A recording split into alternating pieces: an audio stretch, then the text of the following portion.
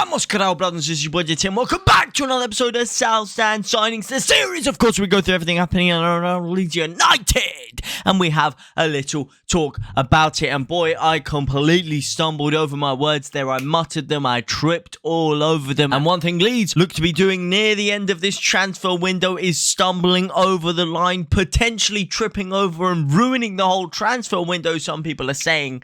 However, if we do make the right couple of acquisitions, we could absolutely leap over any hurdles placed in front of us and smash the season very, very well. A couple of big deals to talk about, though. So before we do waste any more of your time, let's go straight into the meat of the action. And the first story coming out of the way of Fabrizio Romano is that Leeds United are still targeting that beautiful striker position, and that we're intending to keep all of the other players that we currently do have at our disposal, which is a very interesting shout from the big man himself. Leeds will be hoping they can get the signature of a striker over the line before the start of the season, with Patrick Bamford spending a large proportion of the season on the sideline through injury, with Rodrigo proving an ineffective presence as the lone striker that he has. And the main strikers we're looking at are Callum Owendo, Ivan Toney, Charles de Ketelaere, to name a few. But those do seem like the three big boys, the three musketeers. Let me know what you guys think about them down in the comments section down below. Which one of those do you want out of any of them? However, like I said a second ago, the interesting part of this article for me, or the interesting part of the claim, is not that we're targeting a striker, which we know we are. Jesse Marsh had literally come out today and spoken about the fact that Charles de Ketelaere is still the club's top target. But he goes on to say that Leeds are not looking to sell any more players, which is good. It's interesting. It feels good. I'm feeling the rhythm. I'm feeling the rhyme. But then what do I see here? Leeds United are apparently on the verge of losing Jack Harrison. Newcastle ready to offer 28 million euros for Jack Harrison. Newcastle are prepared to pay around 28 million pounds for Jack Harrison, although Leeds United are demanding more. And this is the scary part for me. Why are Leeds demanding more? Leeds should be demanding that you get the hell out of here. You're not getting Jack Harrison, my man. We're not selling him under any illusion. We do not want to sell him at all. But it does seem like Leeds are still entertaining the offers for him, and that we're basically saying, hey, if you can get yourself around that 35 million pound mark, then maybe we can talk cheddar. Now, that is not good for me at all. Newcastle had previously sounded out a 23 million euro bid before adding it up to now 28 million pounds. But Leeds want up to that 42 million pound or euro, sweet spot. Do you guys even think that's enough for Jack Harrison? Do you think we can replace Jack Harrison with that money? Do you think someone like Cody Gakpo, Ketelaere are good replacements for Jack Harrison? Do you think we can afford to make this many changes? I think it could be criminal. I was speaking to the lads earlier, and Max was telling me, look, man, this could completely undo all of the hard work that the board have done so far in this transfer window by getting rid of Jack Harrison, because you're looking at losing your two top goal scorers last season. You're taking 20 goals out of the side, and you're taking Calvin Phillips out of the side. And bear in mind, this is a side that finished 17th last season. Jack Harrison and Rafinha both scored on the final day of the season. Jack Harrison scored the goal in the 92nd minute that guaranteed Leeds United's survival in the Premier League. This is a big player, make no two ways about it. He fits into the system very well. He's one of the most hard-working players you'll see. He ignites the press for Leeds on that left-hand side. He's a good dribbler. He fits into Marsh's system as a left-back. He knows the rest of the boys. He knows the Premier League. He knows England. He knows it all. He is a great valued asset for Leeds United, and not someone that Leeds can afford to chop out on. Not someone that I think is a replaceable commodity, if you ask me. Really not a replaceable commodity. Do you guys think that we can, that there's any feasible way that we could replace him? Do you guys think that Cody Gakpo is feasibly a player that could even fit in there? Do you guys think that Ketelaere? Do you guys think that there's anybody out there that maybe, unlike the others, is Premier League proven and could fit in as a Jack Harrison replacement? Again, it's interesting. I was hearing people say that some of these players could even be an upgrade on Jack Harrison, but for me, look, man, I don't think we can afford to make this many wholesale changes. We've already made so many big overhauls to the squad. I don't think we can afford to make another one. I think that would be a vital mistake that Leeds could be making, or rather a huge mistake, a serious and continuous lapse in our judgment, and one that I think could be very detrimental. But it does go on to say that Jack Harrison is potentially on the radar of Newcastle. Now, someone that we could be looking to line him up as a replacement is that man, Cody Gakpo. Is he good enough for you? Does he replace Jack Harrison? Obviously, we know about his goals, we know about his assists, we know about his outputs, but do we know whether he can cut the mustard in the Premier League? Yes, he delivered a lot of crosses. Maybe he could feature as a wide man. Is that going to be necessarily important as an inside forward? Could he potentially play in that left-back position that Jack Harrison has also played in himself? It's an interesting shout. It's an interesting dilemma that we are faced with. Can he fit the system? Do we need to buy someone that can also play as left back as well as a left winger? I'm not so sure that we do. Maybe we could just go out and get a left back for that position. But Jack Harrison's versatility, again, is not something that we can sneer at. And does Cody Gakpo even do the wing in that the role in that inside forward position? Look, it's just unproven commodities. I'd love to get him. If it didn't mean we were losing Jack Harrison, I would love to get my hands on a Cody Gakpo. Cody Gakpo, should I say. Cody Gagtastic Gakpo. But I don't think that we will go for him if we don't lose Jack Harrison. Some people may say it's a blessing in disguise because maybe he's got a high ceiling than Jack Harrison. He offers a little bit more to his game, a little bit more goals and assists. But my argument to that will be, how do you know how many goals or assists he delivers in the Premier League? Furthermore, how many goals or assists do you know that Jack Harrison delivers in the PSV in the Eredivisie? That's the interesting question. But let me know what you guys think about all these down in the comment section down below. Now, another player Leeds are targeting is that man, Armando Broja. Leeds United still, of course, in the quest for a striker, and Armando Broja are apparently again the subject of Leeds United interest. According to a report by 90 Minute, they claim that Victor Orta is keeping a very close eye on the situation of the Chelsea centre forward ahead of making a potential moves in the coming weeks, with the Blues reported to be willing to part with him for £30 million. Now, do I think this will happen? Probably not.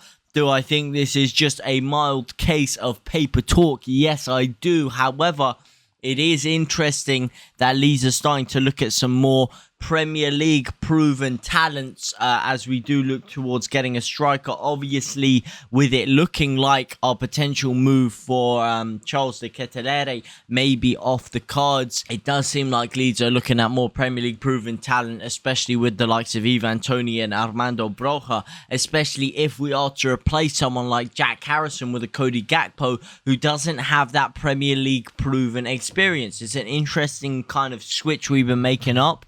Do I think it will happen? Probably not.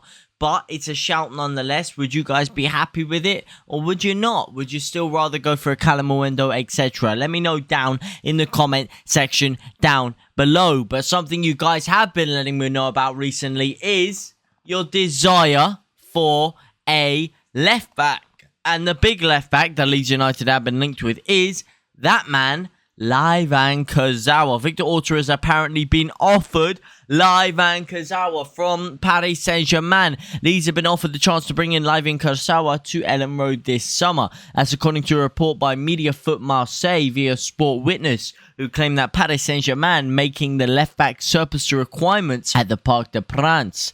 The 29-year-old's representatives are now in contact by both Leeds and Everton regarding a potential move in the summer transfer window. In a further post on Twitter, James Martian claimed that Victor Orta could seal the former France international on a discounted deal, with the fee reported to be around £6 million. Decent, juicy, saucy. LAYVIN Kurzawa, again, a European quality or pedigree of a player. It's interesting that they've chosen the picture here with both Kurzawa and Serginho Dest, of course, both players being linked with Leeds United. Dest a lot earlier on in the transfer window. LAYVIN Kurzawa, man, he could be a great acquisition there as a left back, as well as a backup left back, should I say, to Senior Firpo. This guy has done it at the top level for a long time. Yes, he's fallen out out of way for him. He's fallen out of favour at PSG at this current moment in time, but he still had a rich history playing in the European Premier Division, being the Champions League, of course, playing for PSG, playing for some of the best teams in the world, with some of the best players in the world. He could bring a whole wealth of experience to Ellen Road. And if you are looking at a backup left back, why not be someone that's more experienced and that can fill in? And then when you don't play him, you play someone like Senior Firpo, who's younger and has a bit more scope for potential. I think that's maybe even a better way of doing it, rather than getting a young guy in and using Firpo as the voice of experience back there. How about you use Firpo as the fresher, more potential player, and then use someone like Kurzawa as the voice of experience to guide them and mold them into a better player, and step in for big games if he's ever needed. Could be a very good acquisition. Let me know what you guys think about it down below. But I think this could be a little bit saucy. A little bit saucy indeed. A really good move. A really good move. The £89,000 per week defender also impressed in metrics more typical of his position, helping Les Parisians keep 7 clean sheets, as well as making an average of 3.3 interceptions, 2.7 tackles, 2.2 clearances, 43.4 passes, and a winning 7.2 duels at a success rate of 62%. He can come forward well. He can defend well. Will he fit into the wing-back role? Potentially not the best player for that wing-back role. Potentially not as good as Senior Firpo in that role. But defensively, he offers something more than Senior Firpo does at this current moment in time. For £6 million, bit of a snip, man. Bit of a snip, if you ask me. And a very good deal. I think it's a great deal. Obviously, though, I did want to touch on the wages being £89,000 per week. Little bit high, man. Little bit high. Will Leeds be able to stomach those kind of wages on a fullback? I'm not sure that we will. That could be the sticking point, and that could be what pushes us out of it. Let me know what you guys think down in the comments section down below. But for now, the next story for Leeds United is the striker, the big one that a lot of people have been talking about. It is Charles de Ketelaere, the story that keeps on going. It keeps on chugging along. Will it ever end? Probably not. Not at this rate, at least. And Leeds United have received a potential boost after AC Milan failed to broker a deal for Charles de Ketelaere. That is right. It was reported the other day. We were talking about it, that AC Milan was set to have serious talks with Charles de Ketelaere over a potential switch to AC Milan, or should I say over to the San Siro. However, that has fallen through. It really has fallen through, and it's looking like Leeds could swoop in and capitalise on it. Will we actually do it? Will he actually want to come to Leeds? Would he even potentially rather stay at Club Brugge for another year and then go to AC Milan the year after? I don't know. I think Club Brugge could have something to say about that, though, because I think they are very keen on selling him somewhere, at least, and cashing in on his talent. And maybe, just maybe, there is still a chance for Leeds in getting him. Jesse Marshall was talking about how he's still our #1 target, which is big. It is big that Leeds seem to be going in for him, and Leeds seem to be landing him as our #1 target. And maybe it says something. Maybe they've seen something more than a lot of us have to be persevering with him for this long, even though the chances seem so odd of getting him. He must be a real gem. And I'm not talking about seeing a couple of games here and there. They must have had some serious in-depth scouting for him, because scouting players goes much further beyond just the performances they have on the pitch. It's how they are in training. It's how their body physique is, how little things line up. Are they injury prone? Does their body or their physique lend perfectly to the system or the way that Leeds United like to play? There's so much that goes into these deals now, and the fact that they're gunning for someone that's so unproven for so much, or putting so much emphasis or effort on it when there are a lot of other good options out there, it really speaks volumes as to how highly they value this kid. And it could be a great deal. I still don't think it will happen. I still really think he will end up at AC Milan. I really think that it's just a matter of time. It's like the Rafinha to Barcelona thing. We're Chelsea in this example. We're coughing up the cash. The player doesn't really want to go there. It's just a matter of time. They're waiting until AC Milan cough up the cash. It's a Rafinha to Barcelona all over again. And maybe he might light up the world when he does eventually make to AC Milan, similar to the way Rafinha did at Barcelona. But Will we get him? Will we not? Let me know what you guys think down in the comment section down below. But for now, guys, I will see you very, very soon. Au revoir, my brothers and my sisters.